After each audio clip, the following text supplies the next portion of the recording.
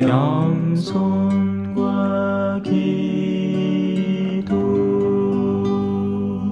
천미예수님. 시부님 오신다 이거는 일부러 왔다네. 잘했어요 그래. 아이고 참말로. 아이고 참말로 이래 보면 안 좋으나 그죠? 와서 보면 안 좋으나? 여기서 안 봐도 땡기는 해보는데 뭐. 네 보는데 오늘 아직에도 나왔는데 네 보는데 뭐. 늘 보지. 그러니까. 네번 다섯 번 한 일주일에. 아이고. 4번 5번씩이나 합니까? 얼굴이 막 딸긋기다 우리 시부님 얼굴. 아이고 얼굴 딸긋다. 내 얼굴 딸긋다. 시부님 똑같아가잖아요. 똑같아요.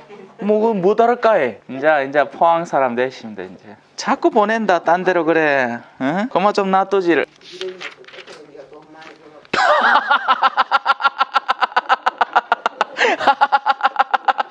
부지를 쫓아내 너 많이 불랐고 해. 돈을 줘야 불지. 에헤이. 얘 얼마 주는지 캐주이소. 오해할라. 하따 내 뭐 한 수억 버는 줄 알겠대. 아이고. 세금 떼고 5만원에 세금 떼고 줍디더. 야 이래 열심히 1시간 하면 세금 떼고 5만원 줍니다. 뭐 돌아다니면 내 한 수억 벌겠다 그죠? 열심히 벌어갖고 다 줘요. 뭐 궁금한 거 있으면 질문하시고 시간 많으니까. 주변에 네. 강의 잘하시는 분이 계시면 언제든지 소개 좀 예. 시켜주십시오. 예. 예. 자 새로 오신 분들은 저 뒤에 이름하고 적어주시고 맨날 오시던 분들은 체크하시고 휴대폰 끄시고 하도 많이 해가 이제 막 외우겠다 나는 딸딸. 피나이 들으라고 라디오 그 만드는 긴데 이 오는 분들은 또 보고 와 이래 보면 좋은 게 이래 보면 좋잖아 그지요? 그지요? 예, 우리 봐야 돼. 사람 만나야 되는 기라 아마 인터넷으로 그래 보고 그렇게 해서 안 돼. 봐야 돼요. 그래 정이 들지. 야고보서 하는데 지난 시간에는 실현을 해가 오늘 오후 2시에 나올 끼고 그걸 못 들으셨잖아 그죠? 원래 제 강의는 이렇게 쭉 연결해서 들어야 되는데 어쩔 수 없다. 오늘부터 1일. 지난 시간에 했는 건 실현이었어요. 실현을 어째 견디는가? 실현이 뭔가? 실현이라는 건 힘든 일인데 그 힘든 일을 통해서 무언가가 개선되는 역할을 하는 겁니다. 그냥 고통은 고통이에요. 고통은 그냥 될 수 있으면 피하는 게 맞죠.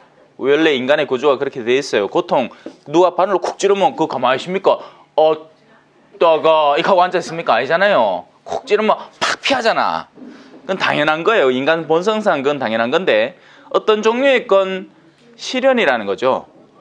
고3 수험 생활은 고3 학생들에게는 실현인 거예요. 왜? 대학에 들어가야 되니까 아따 이거 와 이래 적고 앉았나요? 아이고 너 적으면 저 긴장돼 뭐해요? 아니 적어도 되는데 예, 너무 적어 쌓였긴 해. 필요한 거 적어 있어. 예. 어제도 제가 요즘 이제 포항에 가갖고 성경대학 강의를 하고 있잖아요. 예, 대체로는 사람들이 그냥 와갖고 편하게 듣는데 어제 장성성당인가 뜻 갖고 이제 강의를 뜩 시작하니까 전부 다 내 얼굴은 쳐다도 안 보고 이래 막 적는데 내가 긴장이 돼갖고 강의를 뭐 하겠더라. 저는 이래 얼굴을 좀 봐야 되거든요. 우리 어르신들 이래 보면 좋잖아 그지요? 네. 재밌다고 웃고 그렇게 해야 돼. 물론 라디오 방송에는 웃음소리가 들어가면 안 돼 있긴 조금 이래 웃어야 되지만서도 이제 이래 얼굴을 보고 해야 되는데 하다 막 노트북을 얼마나 쳐다본동 뭐 그리 적을 게 있는동. 자 이제 포항에 가게 돼갖고 올라가면 한 시간 적어도 1시간 반 전부터 준비를 해야 됩니다. 오늘은 2시간 전에 왔고 2시간 전에 출발해갖고 도착하기는 한 9시 한 15분쯤 되대요. 천천히 왔어요. 천천히. 교구 사제평의의 결정에 따라 해외 선교와 교포 사목에 관심 있는 신부님들을 전체적으로 파악하고자 합니다. 관심 있는 신부님들께서는 연락 주시기 바랍니다. 예. 예. 갚아야지. 아따 막 한국에 있으니까 막 얼마나 막 들다 갔다 막 쓰재끼려 하는지 막 뒤죽겠어요. 그냥 교포상국이나 저 해외 선교 같은 데 가가 그 선교지에 그 가난한 사람들하고 사는 게 날 속 편할 것 같아. 아따 그때는 모먼디도 마음 편했거든요. 지금 막 분답을 한국은 분답은 동네라. 사람들이요 얼마나 싸워대는 동 속에 욕심도 많고 대도 안 한 것 같아. 농갈라 쓰면 착하게 잘 쓸걸. 뭐 유사에 얼마나 많은 동자스들이 다 무릎 뜯으려고 난리를 치가 그 어메가 그 한이 매치가 내한테 와가 질질 짜는데 내가 왜라고? 어쩌겠습니까? 욕심이요. 얼마나 이 끝이 없는지 모릅니다. 한 2분 남았다. 신부님 TV에 나오신 거 다들 잘 아시죠? 예. 예, 스타 신부님. 서타. 그죠? 실물 나요. 왜? 화장 안 하거든. 그거 가면 막 분칠을 막 얼마나 해놓는다. 아 그래요? 오늘 본방입니다. 본방. 제 방에. 실물이 낫죠? 저 마이크 턱이 안 돼. 좀 조심해. 네. 아이고 간만에 또 라디오 또 살짝 긴장되네. 살살하랍니다. 그래 오늘 살살할게요. 아니 우리는 괜찮지. 제가 팍 하면 이 소리가 팍 터지고 뭐 소리가 높았다 낮았다 생쇼를 하거든요. 그러면 이 엔지니어들 이 소리를 이렇게 일정하게 우리가 들었을 때 편안하게 듣게 하는 그 엔지니어들이 고생을 시게 하는 거예요. 그래가 내가 소리를 지르고 싶어도 좀 참을게.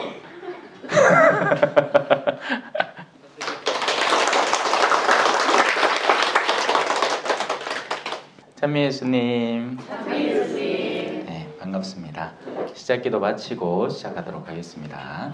성부와 성자와 성령의 이름으로 아멘. 하늘에 계신 우리 아버지, 아버지의 이름이 거룩히 빛나시며 아버지의 나라가 오시며 아버지의 뜻이 하늘에서와 같이 땅에서도 이루어지소서.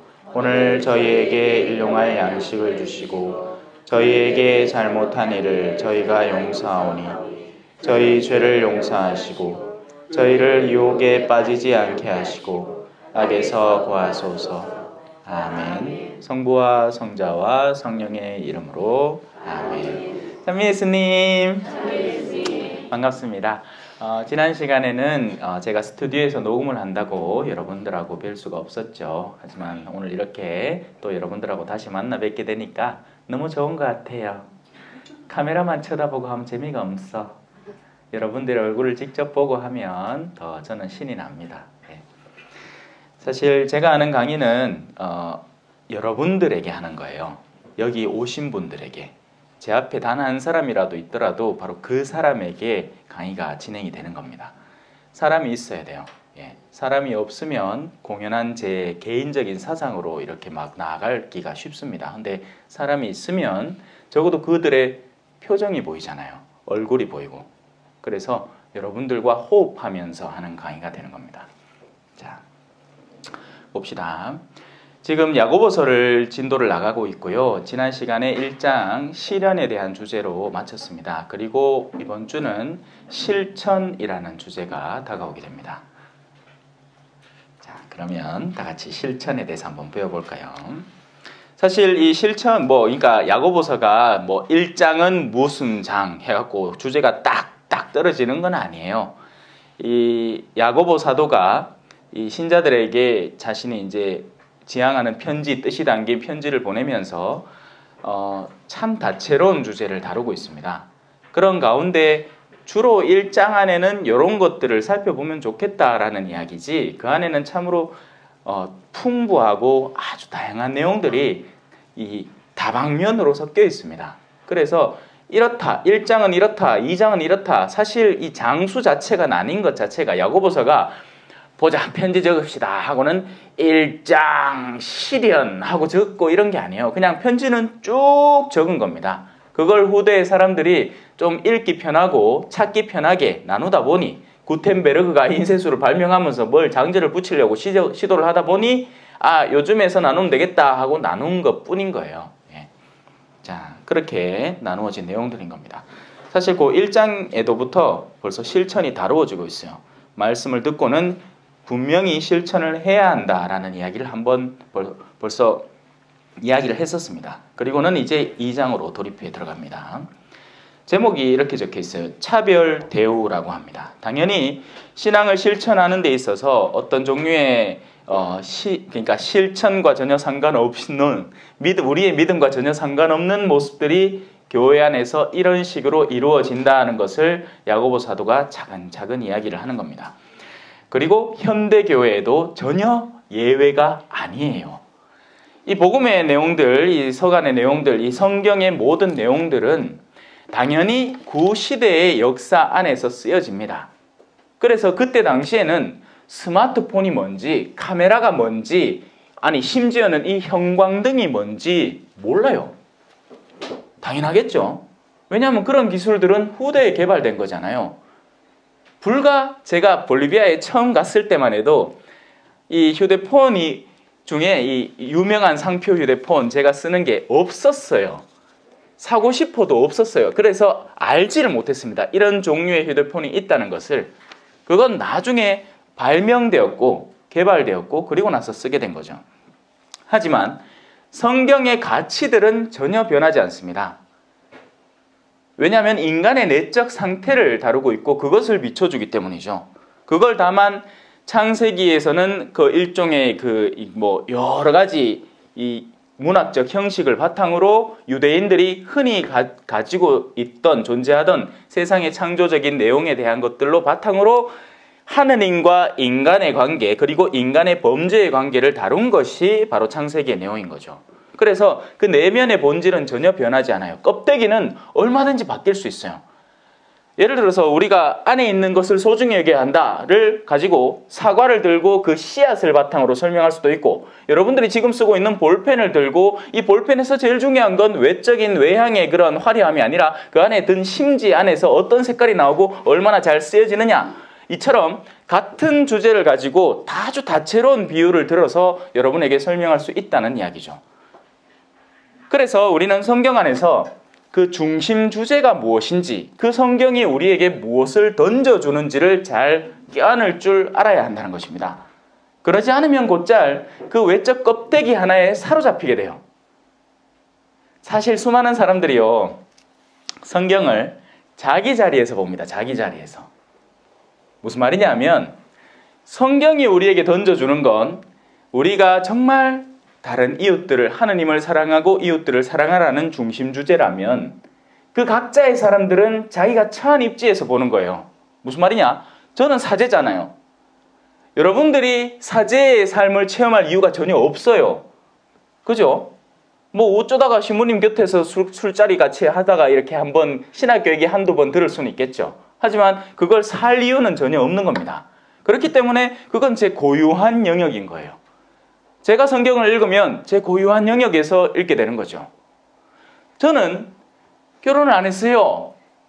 그리고 밤마다 같이 자는 사람 머리 냄새 맡으면서 잘 필요가 없어. 정수리에 뭔 냄새가 나는지 몰라.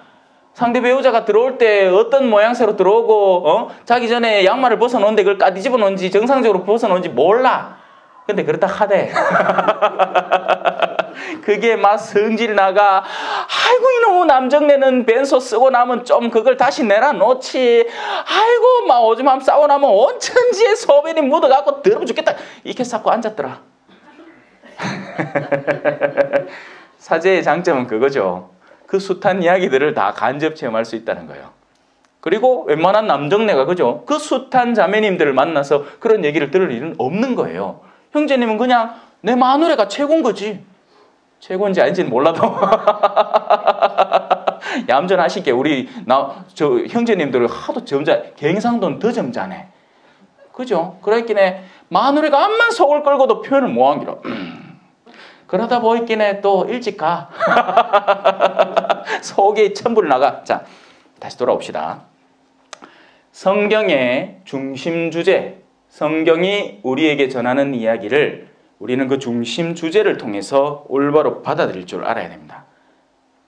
물론 우리가 처한 입지에서 받아들이지만, 우리가 처한 입지에서 녹여내지만 그 중심에서 무엇을 이야기하고 있는지를 올바로 이해하지 않으면 우린 곧잘 우리가 처한 현실의 입지에서 그 소소한 데 껍데기에 갑자기 매달리기 시작해서 그 중심을 놓쳐버리고 이 외적인 면모에 매달리기 시작한다는 거예요. 그런 가장 주된 오해를 받는 대상이 누군지 아세요? 바로 바오로 사도입니다. 바오로 사도가 예를 들어서 혼인에 대해서 가르치려고 해요. 그러면 남자와 여자가 서로의 그 다름, 그 남성성과 여성성의 고유함 속에서 일치를 이루라는 것을 가르치는데 곧잘 우리는 남자의 입장에서 또는 여자의 입장에서 속상해합니다. 이건 남녀차별 아니냐고. 아니에요. 바오로 사도는 남녀차별을 넘어선 남녀의 영성적인 면을 우리한테 가르쳐 주려고, 하나님께서 근본적으로 의도하시는 부분을 우리한테 전해주려고 하는 것이지 그걸 차별하려고 하는 게 아니에요.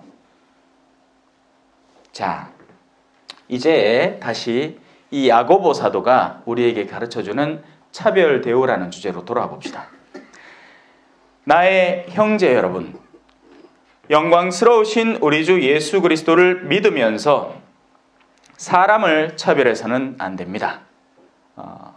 우리 주 예수 그리스도는 기본 영광스러우신 분이라는 일단 그 전제를 깔고 들어갑니다. 그죠? 그러니 영광, 영광, 영광 노래만 할 것이 아니고 정말 영광스러운 것이 무엇인가에 대한 감각을 일깨워야 되겠죠? 여러분은 무엇을 영광스럽다고 여깁니까? 왜냐하면 사람마다 다 다르기 때문이에요. 누군가는 자기 자신이 무언가를 성취해야 영광스러운 것처럼 느낍니다. 대부분의 남자분들이 그래요. 그래서 남자분들은 좀 힘들어도 어떤 프로젝트를 자기가 맡고 그리고 그걸 성실하게 수행해내서 친구들이 찬사를 해주면 그걸 영광 삼고 살아가는 거예요. 평생. 20대 때 해빙대 갔다 온 걸 70대까지 자랑하고 앉았다. 그건 과거의 영광이죠. 지금의 영광이 될 수가 없어요. 근데 그걸 갖다가 뭐라고 부르느냐? 기득권이라고 부르는 거죠. 과거에 내가 체득한, 내가 얻어낸 어떤 결과물, 지금은 사라져 있는. 해병대가 위대한 이유는 그 젊은 시기에 그 젊은 열정으로 온갖 일을 막 추진해 나가는, 실제로 해 나가는, 안 되면 되게 하라, 이런 정신으로 막 하기 때문에 그것이 그때 그 힘으로 작용하는 거지. 근데 그때 그렇게 한 걸 이제 남기고 싶은 거예요. 아직까지 계속 손에 쥐고 싶은 거지. 대학 교수님들요, 젊었을 때 공부 열심히 했어요. 그래서 그 학위를 다 따낸 거예요. 근데 나이가 들면 어떻게 될 것 같습니까? 이자요, 이자뿐 다 할게네, 몰래. 아이고 살살한다 해놓고 이칸다 또. 모른다니까요. 나이가 들면 자연스럽게 잊어가는 거예요. 하지만 과거에 내가 따놓은 학위는 절대 사라지지 않죠. 무덤에까지 박아놓을 수 있습니다. 자, 우리는 진정한 영광에 다가서야 됩니다. 그 영광의 자리는 어디일까요? 누군가에게는 그것이 자신이 그렇게 과거에 이룩해 놓은 업적, 자기 자신을 영광스럽게 하는 겁니다. 또 누군가는 자기가 그걸 못해. 대신에 지 자식이 그걸 해줄 수 있어요. 그래서 어떤 엄마들이 미친 듯이 자기 자식을 의사로 만들려고 하고 변호사로 만들려고 하는 거라. 왜? 그러면 자기가 의사 어머니가 되거든. 교회는 어떤 형태로 그것이 자리 잡았을까요? 수도자 부모님, 신부님 부모님으로 굉장히 쉽게 자리 잡습니다. 무슨 말일까요? 물론 신부님의 부모님이면 아이고 막 오죽했으면 자녀를 그렇게 신학교 보내갖고 그렇게 하셨겠나 하고 기본적으로 담고 넘어가는 게 있습니다. 하지만 실제로 만나봤을 때 저기 신부 엄마가, 저기 수도자 엄마가, 이런 케이스들이 간혹 가다가 많이 쳐줬다. 저도 간혹 가다로 넘어갑시다. 왜? 은근히 많은 게, 은근히 많아요. 그것 때문에 속상해하는 사람들이 사실 은근히 많은 거예요. 그래서 한측으로는 신부님 부모님, 신학생 부모님에 대해서, 그죠? 자신이 지지 않아도 될 짐을 지고 가는 사람들입니다. 기도가 필요한 사람들이고 우리가 사랑해줘야 되는 사람들이에요. 왜? 지 아들 잘못하면 그 욕을 자기가 다 먹어야 돼. 안 그래요? 하지만 그렇다고 해서 또 반대로 신부가 뭘 잘하는데 그걸 자기가 잘한 게 아니에요. 사실은 결국 신학교 생활을 해낸 건 신부이지 자기가 아닌 거예요. 그런데 거기에서 영광을 입는 거죠. 세상에는 그게 의사 엄마, 변호사 엄마, 판사 엄마가 되는 것이고. 그러니까 지금 제가 설명하려는 중심 주제가 뭔지 아시겠습니까? 영광을 어디서 끌어오느냐? 무엇이 나의 영광인가? 왜냐하면 여러분들 스스로에게도 저마다 다 다르기 때문에요. 누군가는 아름다운 백이 영광이 되고, 누군가는 자신이 지닌 학식이 영광이 되고, 누군가는 자신의 명성이 영광이 되며, 그러니 그런 영광을 추구하다 보니까 온통 딴데 샤바샤바샤바를 잘해야 되는 기야. 별다른 영광이 없어 보여. 그럼 뭐가 영광인지 아십니까? 나는 요래 힘든 배우자 옆에서 살아간다가 영광이 돼. 그러려고 하면 어떻게 됩니까? 자기 배우자를 미친 듯이 나쁜 놈으로 만들어야 되는 거예요. 그래야 내가 그만큼 씨 고생하면서 살아가는 인간이라는 걸 만천하에 공개하고 있는 거야. 근데 지가 지 얼굴에 침 뱉는 건 모르는 거예요. 얼마나 멍청한지. 자기 배우자 욕해서 주변 사람들의 인정받는다고 해서 자기가 잘 되는 게 아닙니다. 왜? 부부는 한 몸이에요. 아닙니까? 그렇게 배우지 않았습니까? 근데 저거 신부를 얼마나 욕을 해 샀는 놈. 그래가 얻을기 뭐랍고. 욕하람. 지 얼굴에 침 뱉고 앉았는데. 우리는 영광을 추구해야 됩니다. 진정한 영광, 참된 영광, 바로 예수님께서 추구하신 영광, 하느님으로부터 오는 영광인 거죠.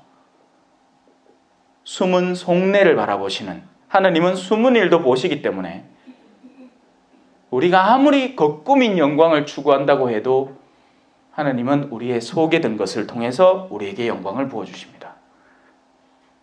그 영광을 바랄 줄 알아야 돼요. 외적으로 꾸며진 영광 말고 과거에 이렇게 놓았던 그 영광이 여전히 남아서 그 온기 갖고 어떻게든지 버티려고 하는 그딴 영광 말고요. 진짜 백의 영광을 추구하라고요. 선한 사람이 되십시오.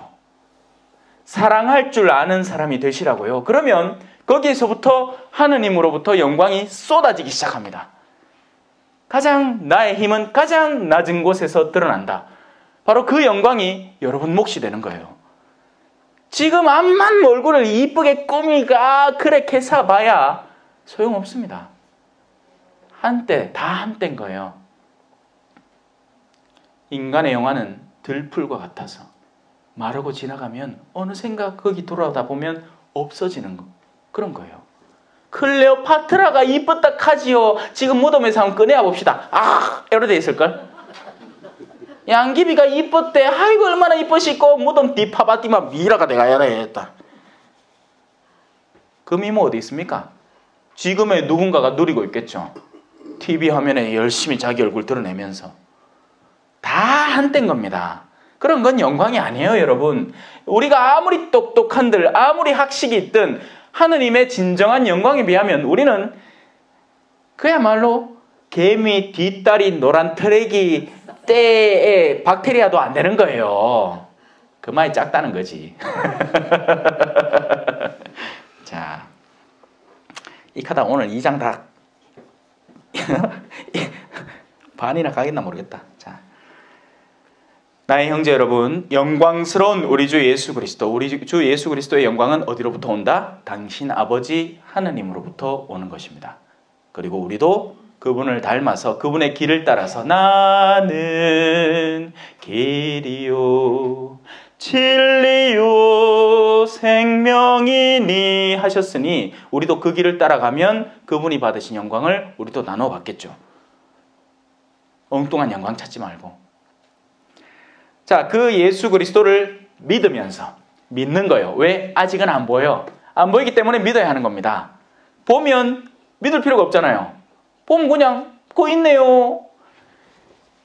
사실 이 칠판은 하얀색입니다. 아이고 신부님 와 그래 멍청하십니까? 칠판은 허연색이에요. 그 뒤에 내가 딱 보이네요. 신부님 뒤통수 뒤에. 그건 믿을 필요가 없어요. 믿음은 이 수업 마치고 나서 제일 잘 드신 분께 제가 아까 받아온 커피하고 도넛을 드리겠습니다 하면 이제부터 여러분의 믿음의 시험이 시작된 거야. 진짜일까? 어떻게 믿어?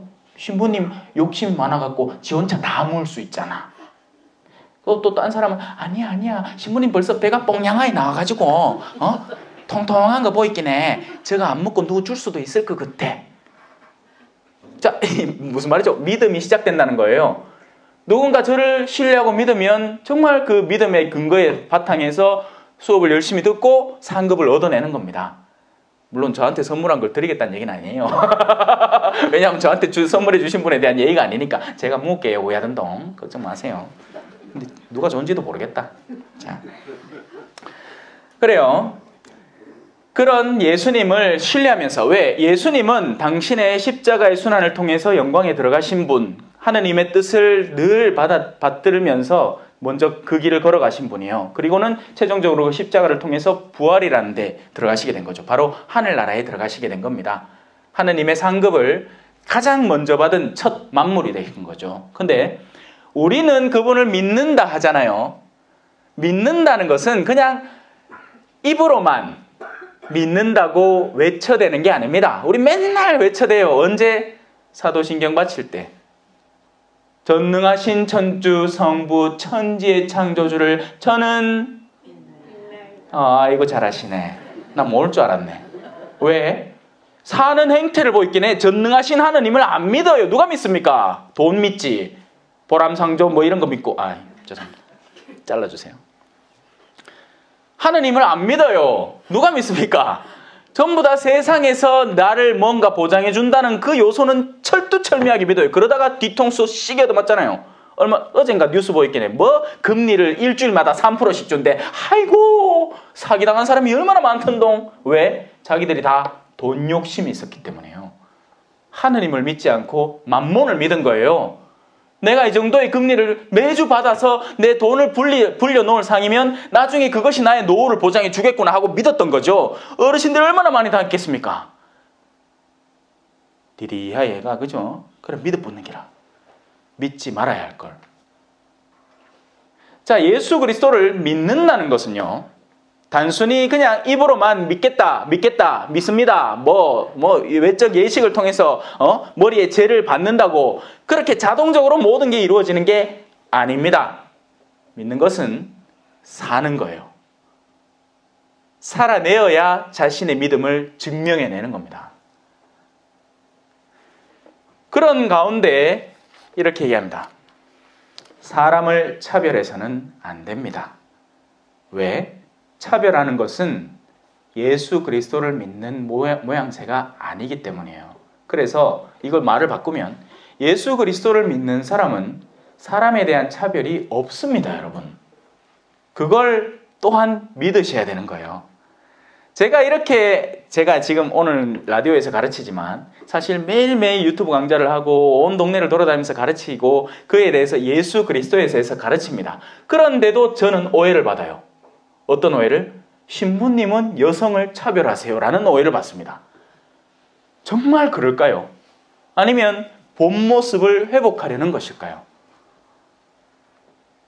참, 이 사람들은 그래서 제가 이 수업 시작하면서 가르쳤잖아요. 그죠? 중심줄기를 잡아서 그것을 자기 몫으로 삼아. 왜냐하면 나한테 없는 영역이니까. 내가 아직 하느님께 다가서는데 하느님께서 나에게 전해주시려는 빛이 나한테 모자라니까 그 빛을 성경이라는 수단을 통해서, 그리고 그 성경을 해설하는 일을 통해서 우리에게 주어지는데, 내가 그 빛을 잡아서 달려들어야지 되는 판에 나는 그 빛이 내 마음에 안 든다 하고 앉았는 게야. 자기가 빛이 아닌데. 너희의 눈이 등불이다. 너희의 눈이 비추는 것에 따라서 너희의 마음이 밝아진다. 눈은 마음의 등불이다. 내가 그 등불을 가지고 무엇을 비추느냐에 따라서 그것이 보이는 거예요. 내가 아무리 좋은 가르침을 줘도 거기에서 아이고 신부님 남자하고 여자는 어떻게 쳐다보노? 그것만 보자 하면 갑자기 제가 남녀 차별 정책에 동조하는 사람이 되어버리는 겁니다. 중심줄기는 싹 다 빼놓고. 가령, 자, 이제부터 실제적인 예가 나와요. 여러분의 모임에 금가락지를 끼고 화려한 옷을 입은 사람이 들어오고 또 누추한 옷을 입은 가난한 사람이 들어온다고 합시다.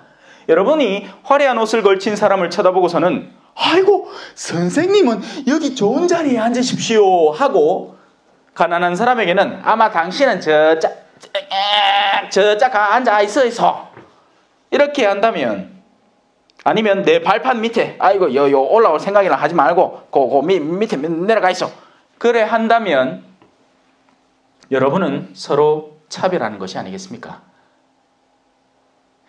자, 이런 일은 사실 당하기 힘들겠죠. 하지만 실제적인 차원에서 아이고 우리 고상한 모임인데 저 자매가 와 자꾸 엮일라 하노. 이제 감 좀 잡히십니까? 은근히 그런 종류의 모임이 많습니다, 여러분. 자기들을 특권화시키고 기득권화시켜서 뭔가 다른 이들의 모임 접근 자체를 가로막는, 거기서부터 차별이 시작됩니다. 교회의 모든 공동체는 거기에 달란트가 있고 거기에 참여하기를 원하는 사람이면 와야 돼요. 헌데 나이 제한이 전혀 상관없는데 나이를 제한시켜버립니다. 몇 세 이상은 노래를 못한대요. 성가대 못 들어온답니다. 물론 그럴 가능성은 있죠. 하지만 그걸 싸잡아서 그렇게 만들어버린다면 그건 이상한 거예요. 그 외에도 많습니다. 케이스들이. 우리는 예수 그리스도를 믿는다면서 은근히 우리 마음속에는 믿지 않는 실천을, 그러니까 마음속이 아니고 우리의 삶 자체는 예수와는 상관없는 삶을 살고 있는지 모릅니다. 값비싸고 고귀한 것을 좋아하고 사랑하면서 물질적으로 세상적인 영예를 사랑하면서 그 이면에 놓여있는 이들과의 거리를 갈수록 떼어놓는 것이죠. 아프리카, 볼리비아 어떤 느낌이 드십니까? 이디오피아, 방글라데시 어떤 느낌이 드세요? 우리는 일단 뭔가 후줄그레한 느낌을 받습니다.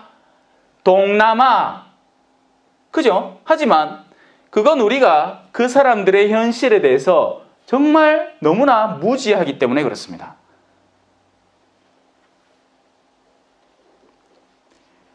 그런 사람들과 삶을 같이 해보면 존경할 부분이 이만저만이 아니에요. 그들은 불편함을 극도의 인내로 견뎌내면서 살아갑니다.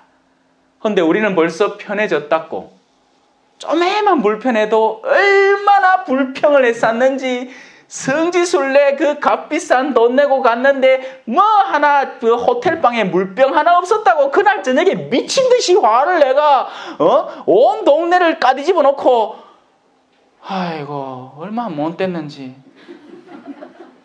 성지순례를 간 건지 성지 파이트를 간 건지 모르겠다마는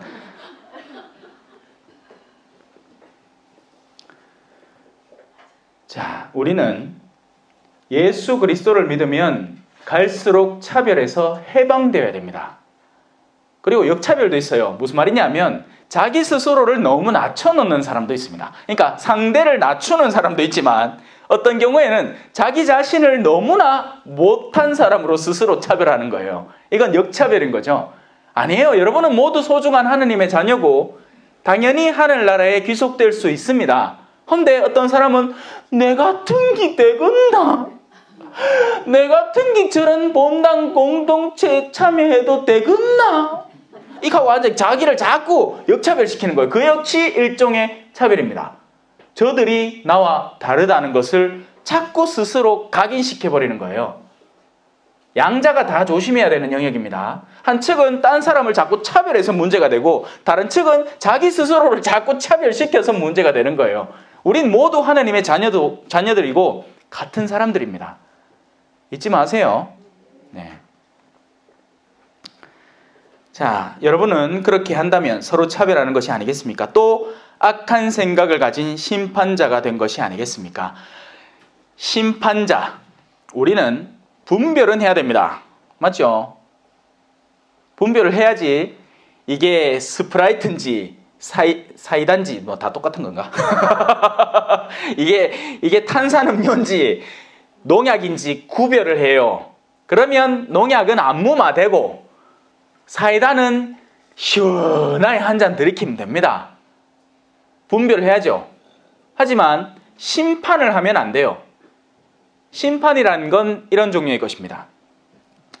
저 사람은 저런 상태에 있으니까 절대 요런 개선된 상태로 바뀔 수 없을 거야 라는 생각.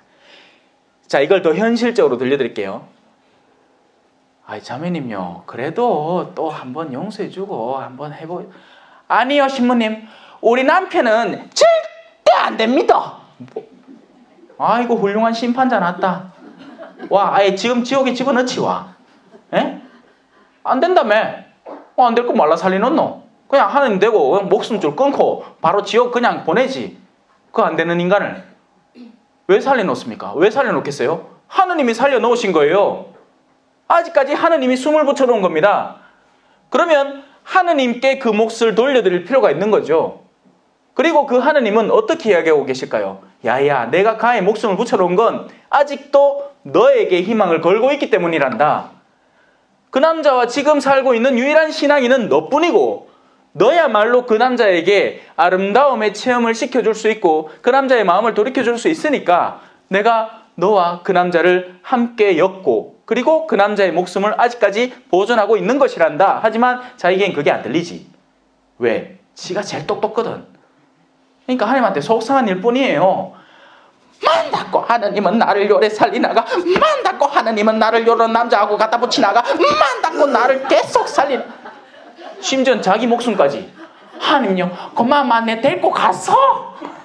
막 그만 살기 싫리다. 아이고, 그래갖고 하느님 앞에 가면, 아이고 니는 그래 이제 그동안 고생했지, 천국 가라 가십시오. 이런 교만한 인간. 네가 뭔데 감히 네 자신의 생명에 대해서 왈가왈부하느냐. 욥기 읽어보십시오. 욥기 마지막에 뭐라 하느냐. 하느님은 자신에 대해서 변명하지 않습니다. 욥한테 왜 그렇게 했는지 설명 하나도 안 해줘요. 그냥 이렇게 얘기합니다.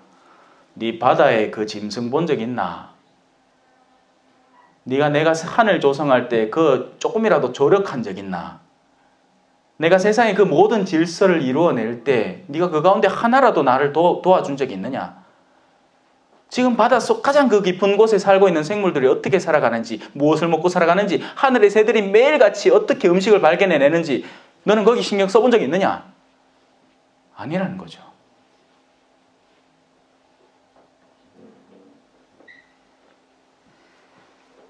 심판자가 되지 마세요. 심판자의 역할은 하나님께 맡겨놓으십시오. 왜? 하느님이야말로 모든 만물들을 올바로 바라보고 관측해서 가장 제대로 된 심판을 하시는 분이시니까요. 하지만 분별은 하세요.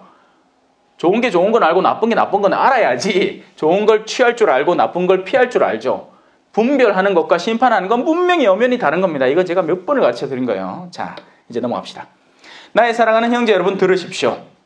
하나님께서는 세상의 가난한 사람들을 골라서 믿음의 부자가 되게 하시고, 하나님은 가난한 사람들을 사랑하세요. 근데 자, 여기서 오해하지 마세요. 가난하다는 게 무조건 옷을 남루하게 입고 다니고 호줄그레하게 해가 당긴다고 가난한 게 아닙니다. 다만 가난한 이들의 내면에는 가난한 정신이 깃들어 있을 경우가 많아요. 겸허한 마음인 거죠. 나 같은 기라는 그런 생각. 그건 제가 실제로 볼리비아에 가서 그런 사람들과 만났을 때 많이 겪게 되는 현실입니다. 저는 사제로서, 물론 사제도 사제 나름입니다. 맞죠? 본당 신부님 줄 중에 우리가 사제에 대해서 비판하라 하면 주로 하는 게 뭡니까? 모간지가 빳빳하다, 독선적이다, 뭐 그런 얘기를 많이 하잖아요. 그래서 사제도 사제 나름이에요. 사제도 정말 친구 같은 사제가 있는가 하면, 오히려 친구 이전에 정말 봉사하는 사제가 있는가 하면 어르신들을 섬길 줄 알고, 그죠? 근데 어떤 경우엔 딴 사제는 보자 때부터 할매 왔나? 반말 삑삑해서 하매 뭔때 빠지가. 그건 나쁜 거예요. 그건 못된 모습입니다. 올바르지 않은 거예요. 근데 자, 그런 중간에 제가 흐름이 끊기면 진도로 못 나가요. 자, 무슨 얘기 하다 이래 됐지? 자, 다시 돌아옵시다. 자, 그래서 하나님께서는 세상의 가난한 사람들을 골라서 믿음의 부자가 되게 하십니다. 여기서 가난하다는 말은 겸허하다는 말입니다. 물질적으로 없다가 아니에요. 마음이, 내면이 겸허하다는 거예요. 그래서 돈을 실제로 많이 가진 사람도 겸허할 가능성은 존재합니다. 하지만 굉장히 드물어요. 예수님 말씀하셨잖아요. 부자가 하늘나라에 들어가는 것은 참 힘들구나. 왜? 우리가 부를 많이 소유하게 되면 아주 자연스럽게 교만을 습득하게 됩니다. 안 그렇겠어요? 그죠? 주방 가갖고 내가 10만 원짜리 상을 시켜놨어. 헌데 종업원이 그 중에 뭐 하나 빠져먹고 왔는기라. 미친 듯이 화를 내는 거예요. 내가 시킨 값이, 음식 값이, 하기야 10만 원 돈도 아니더라. 한날 내가 부모님 모시고 영덕대게 먹겠다고 또 어느 식당 가갖고 시켰는데, 엄마야, 나중에 돈이 나오는데 깜짝 놀라겠대요. 제가 그 체험을 가지고 이제 포항에 왔어요. 지금 사대구청에 있는데, 가끔 손님이 오셔갖고 그 포항 죽도시장 안에 그 시장 건너가서 그 음식점이 있습니다. 그거 갖고 음식을 시켜 먹는데 값이 떡적했는데 그러니까 4인상에 15만 원인 거예요. 그래서 그때 옛날에 왜 자라보고 놀란 가슴, 소뚜껑 보고 놀란다는 말이 있잖아요. 그죠? 그래, 그 가격을 또 보고는 어머야, 한 사람당 15만 원이가. 그때 막 그건 아니래. 그래요. 돈이 많으면 그 내면이 자동적으로 부풀어 오르게 됩니다. 그래서 바리사이와 율법학자들의 누룩이라는 게 생겨나는 거예요. 자기 자신은, 인간이라는 존재 자체는 굉장히 미미한 존재입니다. 안에 있는 호르몬 하나만 잘못 작동돼도 그 즉시 갑자기 병약해지고 쇠약해지고 금방 아파서 죽어버리는 그런 병약한 존재예요. 그런데 그 인간에게 이 재력이라는, 혹은 명예, 혹은 권력이라는 그런 누룩이 주입되는 순간 부풀어 오르기 시작합니다. 가게 앞에 왜 이런 풍선 있잖아. 갑자기 그 공기 딱 끄면 어디 됩니까? 근데 가한테 공기가 딱 주입되면 미친 듯이 커져가지고 춤을 추고 있는 기야. 그죠? 그게 허영과 교만이라는 거예요. 그게 부자들에게 자주 발견되는 거죠. 부유함을 지니면 괜히 그냥 싸구려 스카프 하면 그냥 목이나 뜨뜻하게 덮고 그냥 가면 되는데, 한 50만 원짜리 스카프 딱 하고 가면 화이나 올 하나 틀어질까, 누가 이래 음식 먹다가 옆에 같이 짬뽕 먹으러 갔는데 짬뽕 국물 하나 득 튀면 그 사람은 그냥 자기가 튄 줄도 모르고 먹는데 갑자기 그 사람한테 증오가 뿌악 피어나는 겁니다. 왜? 지 50만 원짜리 스카프 때문에. 그냥 싸구려 차고 왔으면 길 가다 가난한 사람한테 요거 차서 춥지요 하고 갈 낀데.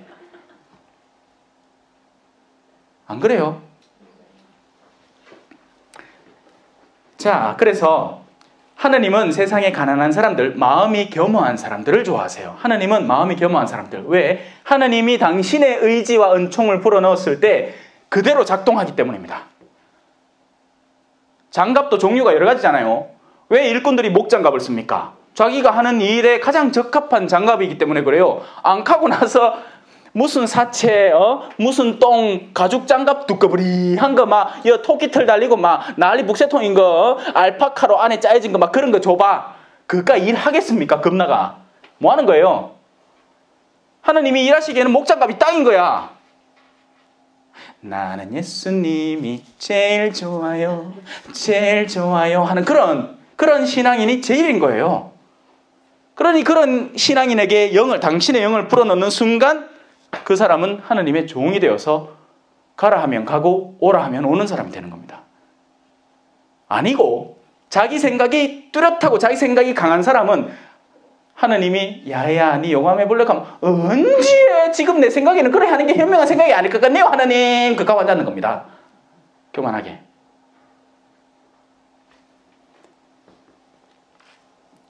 그래서 하느님은 그들을 고릅니다. 그들 가운데 가장 마음이 열려있고 확장되어 있고 물들기 쉬운, 당신의 아선에 물들기 쉬운, 사람은 누구나 어딘가에 물들기 쉬운데요, 세속적인 생각에 물들기 쉬운 사람이 거의 대부분입니다. 태어나면서부터 그래요. 원죄의 영향에 물들었다고 표현해도 돼요. 그래서 그들에게 세례를 주는데 세례 준다고 쉽게 지느냐? 잘 안 시키지더라. 하느님은 그런 가난한 이들을 골라서 믿음의 부자가 되게 합니다. 믿음을 활성화시키고 믿음의 영역을 더 굳건히 만들고 그래서 그 안에 믿음이 철철 넘쳐 흘러요가 되게 만들어주시는 거예요. 믿음이 엄청나게 확장되게.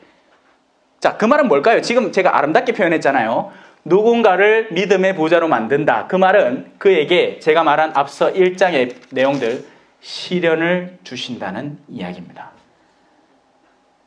인간은 시련을 겪을 때 믿음이 증명되고 자신에게 믿음이 있는지 없는지가 확인되게 돼요. 시련이 없으면 자기 딴에는 믿음이 있다고 착각하는 거야. 아이고, 마더 데레사 영화 딱 보면서 아이고 참 잘 사시네. 나도 저래 인도 같은 데 가면 잘 살 낀데 가보람. 못 살아요 그렇게. 더러운 사람 보면 어머 깜짝 놀라고 막 근처도 안 가고 막 인간의 내면은 이미 그 조성된 상태에 따라서 그 사람을 수도자의 상태에 두거나 사제의 상태에 두거나 가정주부로 두거나 하는 짓거리가 똑같습니다. 다만 그 외적 껍데기에 따라서 다르게 할 뿐이에요. 사제로 못되게 사는 사람은 가정주부로 두면 남편한테 못되게 해요. 수도자로 두면 옆불떼기 장상한테 못되게 하고 다 똑같아. 그 하는 짓거리는 다 끼우러져 있는 거예요. 그게 바로 잡아지면 사제로 잘 사는 사람은 가장이 돼도 잘 살고 또 수도에 뭐 어떤 직무, 가장 낮은 직무를 주더라도 성실하게 수행해내는 겁니다. 안에서 새는 바가지 밖에 나가서 새.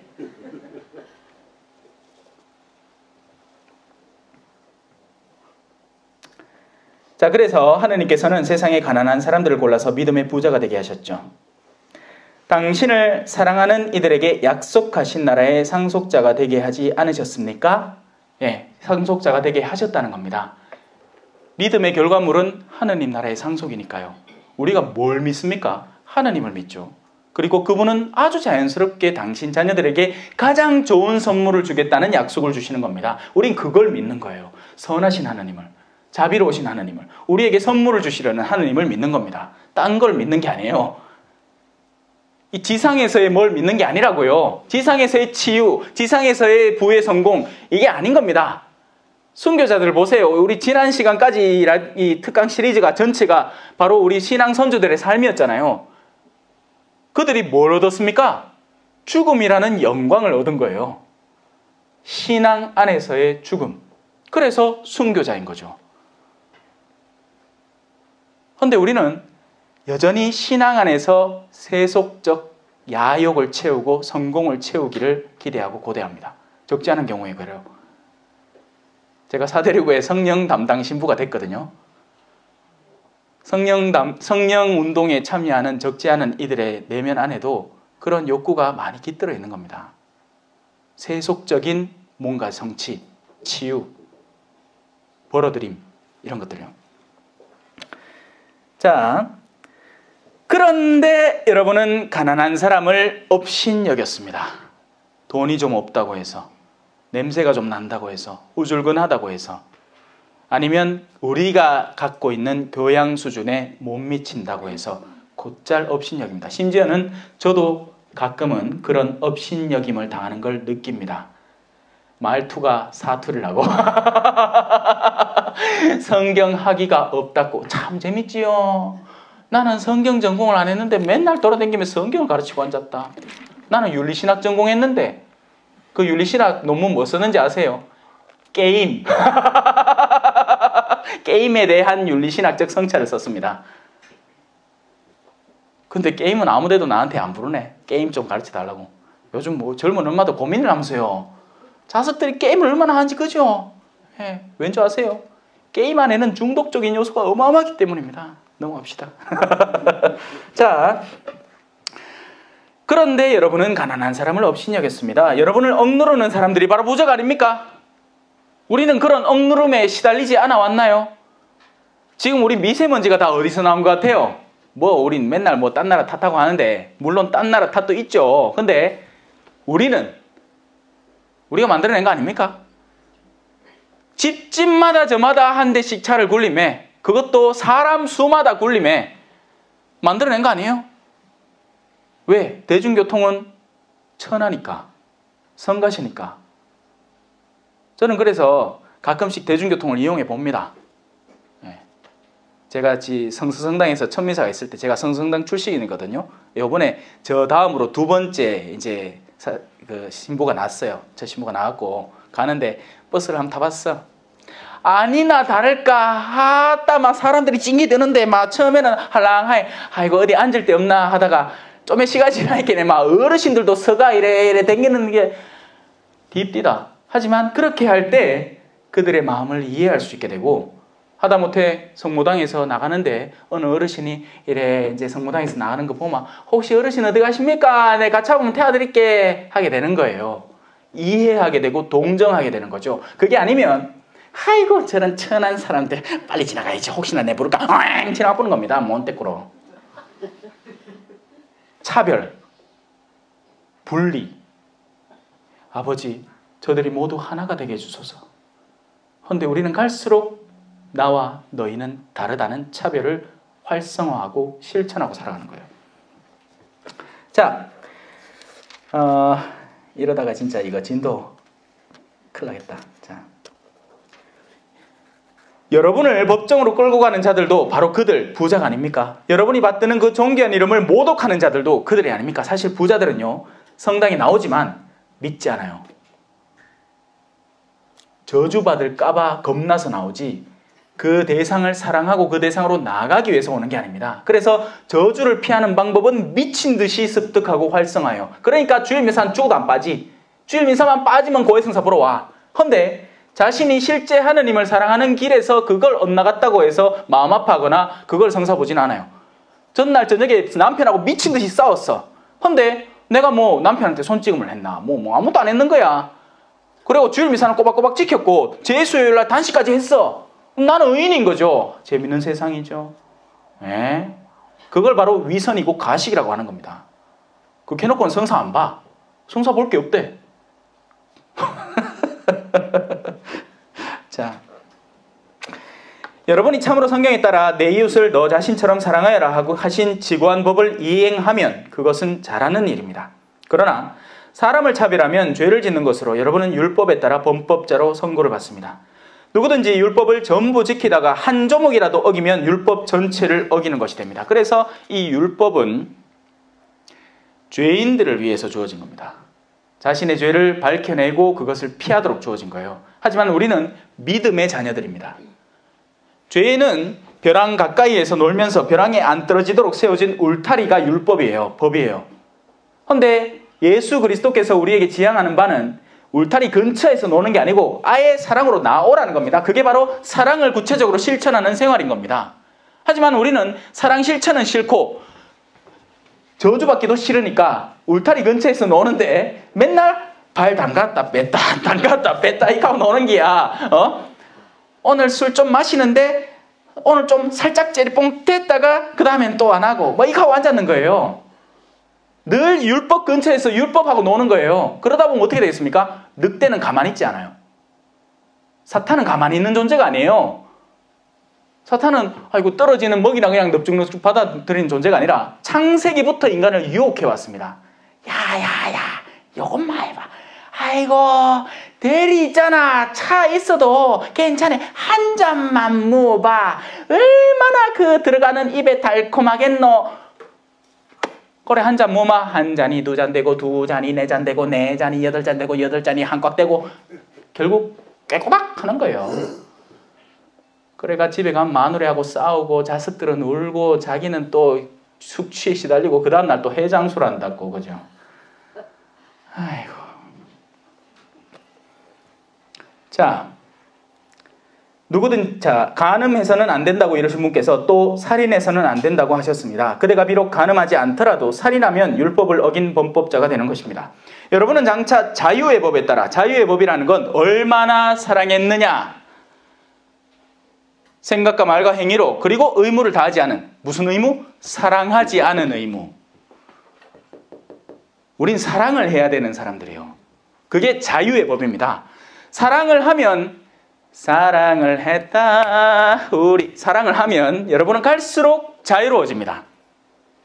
왜? 울타리에서 더 멀리 떨어지잖아요. 그러니까 여러분은 심판받을 여지가 전혀 없어지는 거예요. 오히려 더 사랑하지 못한 오직 그거 하나 그거 하나로 판별받는데 그건 사실 벌써 하느님 나라 안에서 놀고 있는 거지.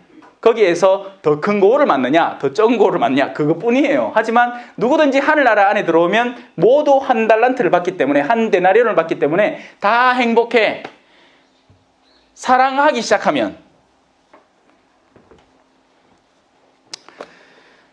자, 여러분은 장차 자유의 법에 따라 심판받을 사람으로서 말하고 행동하십시오. 말 속에, 행동 속에 사랑을 넣으라는 얘기예요. 사랑하세요. 사랑하는 건 다함이 없는 겁니다. 아무리 사랑해도 모자라요. 사랑하세요. 실컷 사랑하세요. 누가 사랑 막습니까? 사랑을 누가 막아요?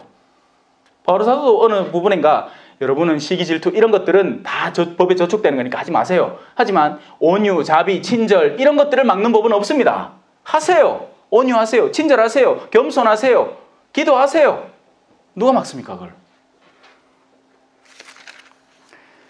자비를 베풀지 않은 자는 가차없는 심판을 받습니다. 자비는 심판을 이깁니다. 자, 이제 믿음과 실천입니다. 사실 믿음과 실천이라는 주제에 대해서 이미 설명해 왔습니다. 언제 욕할 거예요, 그죠? 자, 제가 앞서서 이런 얘기 한 적 있죠. 주님 믿습니다 하기만 한다고 됩니까? 안 됩니까? 안 돼요. 어느 개그맨 맨키로 안 돼요. 믿기만 한다고 입으로만 고백해서는 안 되는 거예요. 그 믿음은 반드시 실현이라는 구체적인 현장 안에서 실천을 통해서 이루어지는 겁니다. 남편을 사랑한다고 결혼 때 누가 얘기 안 합니까? 다 얘기하지. 맞잖아. 하느님을 사랑하겠다고 서품식 날 당일날 엎드려갖고 누가 고백 안 합니까? 아이고 하느님이요, 내가 지금 6월에 한여름에 더워 죽게요. 땀이 뻘뻘 흐르지만 그래도 당신을 사랑하기 때문에 내가 이래 엎드려 있습니다. 누가 안 합니까? 본당에 파견 받아 나가서 교리교사회하고 청년회하고 둘이 붙었어. 그러고 나서는 둘 다 나한테 와서 신부님 우리가 이래서 저쪽을 하고 이래 문제가 있습니다. 우리 얘기가 맞지 하면 황희정승이 돼갖고 네 말도 맞고 네 말도 맞다 하고 속은 썩어 들어가. 그런 가운데에도 하느님 제가 이 직무를 계속해야 됩니까? 신자들이 미친 듯이 싸웁니다. 어느 레지오하고 그 안에 어떤 단장 때문에 그 단원들이 다 힘들어합니다. 교회가 이래야 됩니까? 이런 가운데도 제가 사지 직무를 수행해야 될까요? 그러라고 내가 너를 거기에 보냈으니까. 하느님 내 남편이 이렇습니다. 하느님 제 아내가 이렇습니다. 이런데도 우리가 같이 살아야 할까요? 바로 그것을 위해서 내가 너에게 신앙이라는 선물을 주었기 때문이다. 신앙은 불가능을 가능케 한다. 하느님에게는 불가능이 없기 때문이다.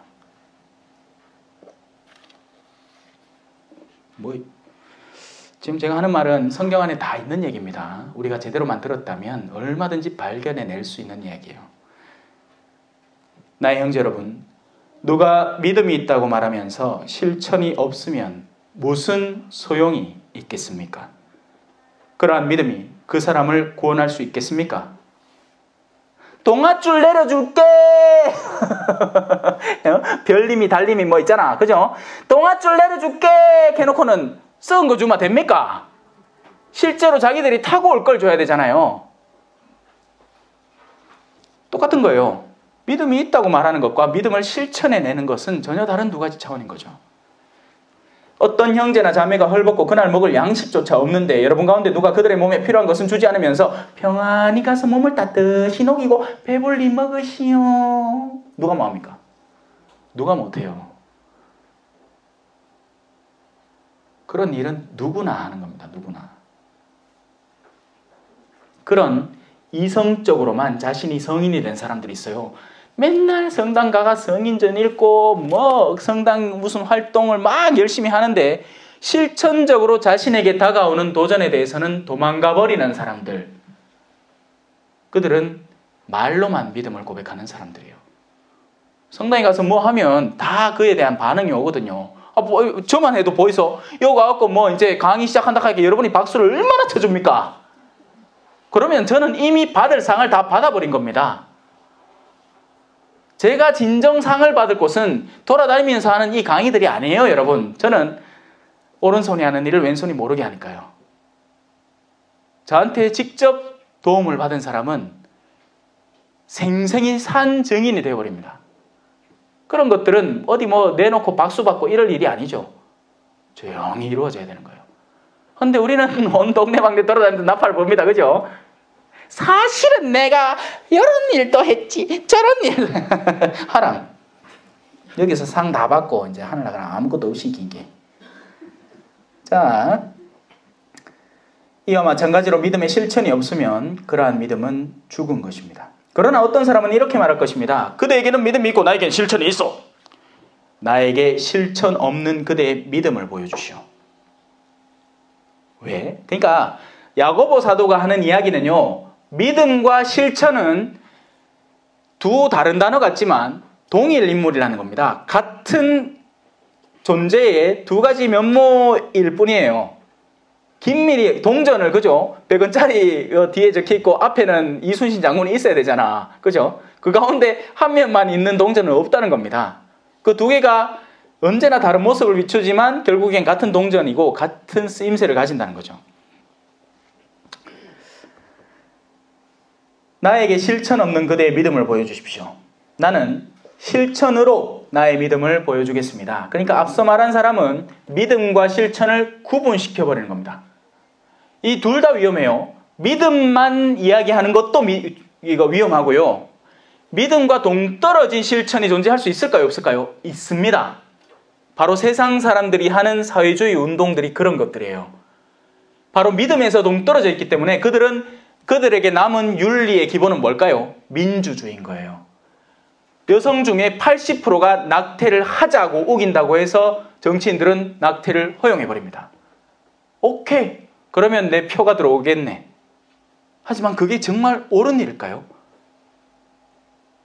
자신의 몸이 정말 자신의 권리일까요? 그 아기가 자신의 권리일까요? 바로 그런 사상들에 세상은 물들어가고 있다는 거죠. 아니에요, 여러분. 생명의 주인은 하나님입니다. 바로 그리고 우리는 그 점에서 믿음에서 멀어진 채 활동은 또 열심히 해. 그런 사람들이 활동을 되게 열심히 해요. 안 그래요? 인권주의자들이 활동을 얼마나 열심히 합니까? 하지만 무익한 활동이 된다는 거죠. 인간적인 근거에 기인한 활동이라는 겁니다. 지금 초등학교 6학년 학생들한테 가갖고, 자, 우리 학생들 오늘부터 급식량을 반으로 줄이고 나머지 급식 분량만큼을 여러분한테 화장품으로 지급하려고 하는데 받으실랍니까? 하면 이 학생들이 네! 할 거예요. 전신만신 꾸미고 댕기고 칠하고 이거 하는데 난리 북새통이에요. 지금 초등학교 6학년부터 그렇대요. 입술 뻘겋게 발라가 댕기고 막 허용된 것부터 시작하는 거예요. 그러고 자기 엄마가 허용하는 만큼 분 바르고 댕깁니다.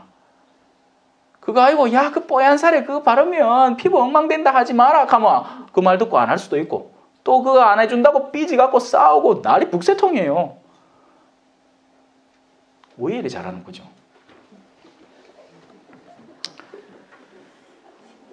그대는 하느님께서 한 분이심을 믿습니까? 그것은 잘하는 일입니다. 하지만 그 뒤에 핵심적인 내용이 나옵니다.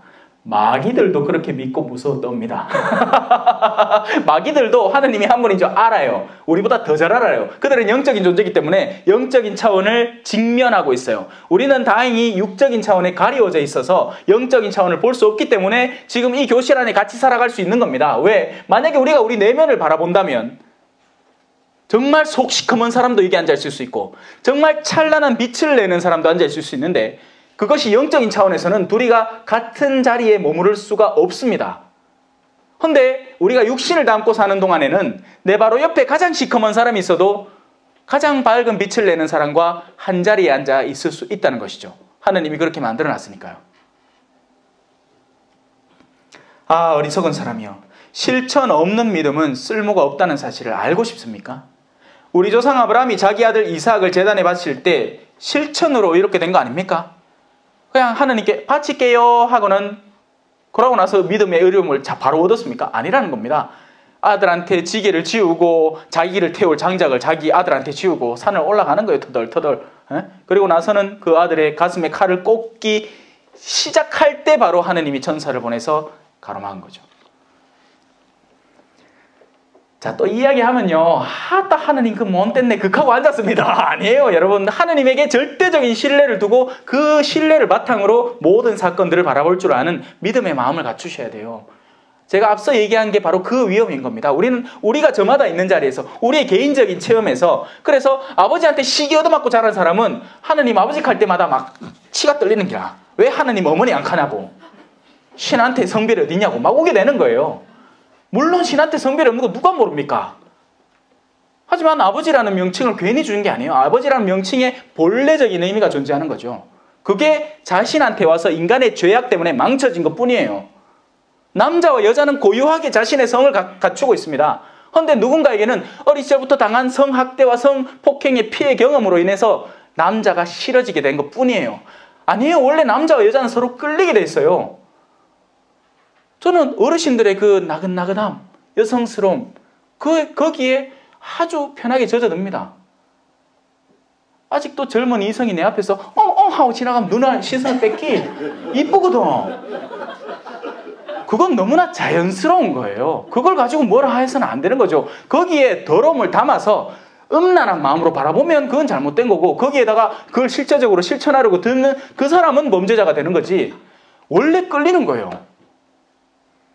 근데 그걸 갖다 다 들이막아 놓고 요새는 온 동네마다 성희롱 교육을 하는데 그 동영상 보면 내가 다 성범죄자인 것 같아. 남자들이. 그러니까 나는 의도가 전혀 없어도 상대가 수치를 느끼면 무조건 범죄래요. 그럼 조심스러워지는 거죠. 저는 한국 들어왔고 정말 조심스러운 게 잘못하다가 애 머리 귀엽다고 만졌다가 그 부모가 마음 상할까 봐 한동안 미국에서 아이들을 대상으로 성범죄가 일어났을 때 그렇습니다. 자, 그렇게 해서 이 믿음과 실천이라는 것이 하나의 주제라는 것, 그것이 바로 오늘 야고보서 2장의 핵심 내용입니다. 비록 안타깝게도 다 마칠 수는 없지만 나머지 부분은 그냥 읽어보시면 됩니다. 바로 이 믿음과 실천이 하나라는 영역을 반복해서 설명하는 거니까요. 오늘 잘 들어주셔서 고맙습니다. 마친 기도 마치도록 하겠습니다. 성부와 성자와 성령의 이름으로 아멘. 영광이 성부와 성자와 성령께 처음과 같이 이제와 항상 영원히 아멘. 성부와 성자와 성령의 이름으로 아멘. 감사합니다.